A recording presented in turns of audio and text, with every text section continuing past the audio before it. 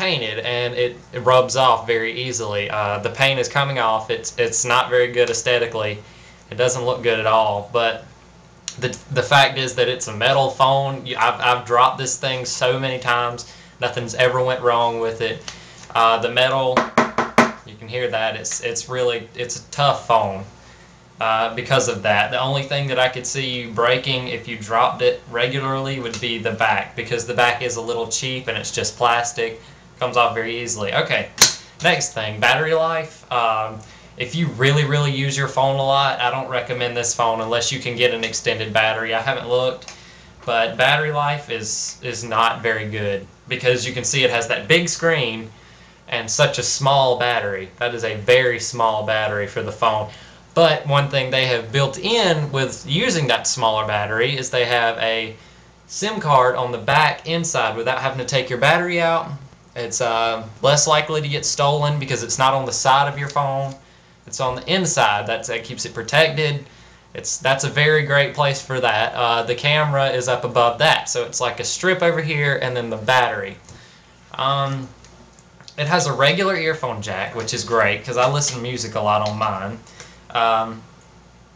So you can plug in basically any headphones, and what I did was bought the Apple iPhone earphones with the mic built in, and you can use that instead of Bluetooth. You don't have to worry about charging your Bluetooth or connecting it. You just plug it in, call somebody, you can talk to them.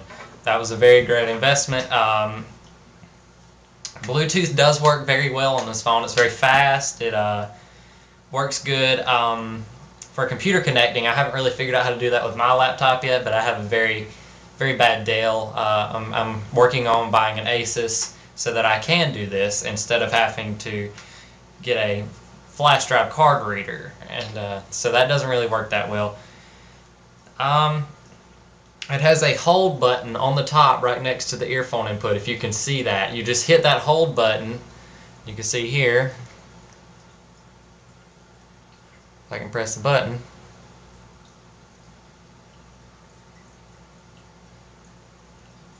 Well, doesn't seem to be working. I haven't used it in a while. I used to lock my phone when I had it in my pocket because it would call people randomly. That is one bad thing about this phone. It will call people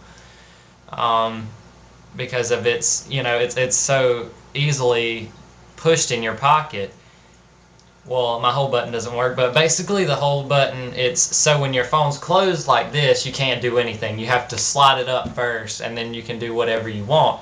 But until then, the hold button, I mean, you just have to remember to hit that hold button when you're going to work or going to school, something, so you don't call people and leave them voicemails, crazy voicemails, and they can hear everything you're talking about. I've done it multiple times.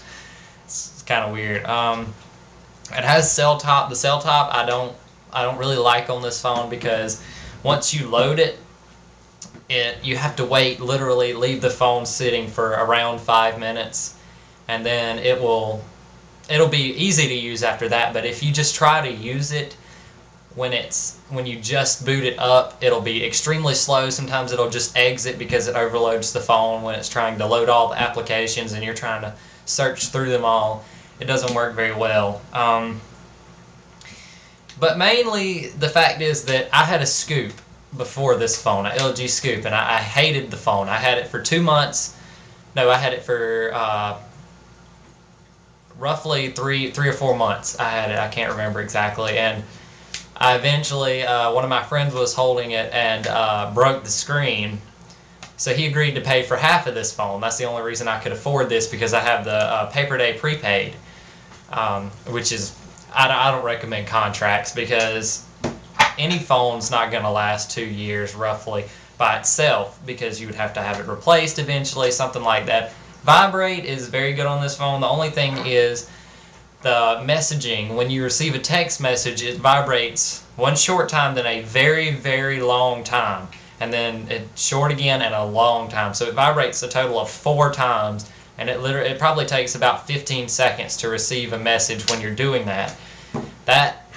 That's when if you're a teenager and you're still in high school and that goes off in class, it's kind of scary because you can't stop it and it goes for that long.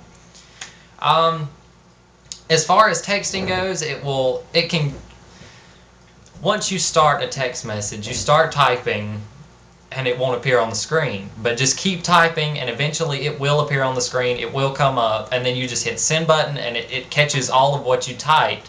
It just takes it a second to appear across the screen. That was something I definitely had to get used to. What else? Let's see. There's a voice recorder which works very well. I had a friend down from Ireland, and I was recording him, and I recorded like almost an hour and played it back very easily. It works very well. It's fast saving.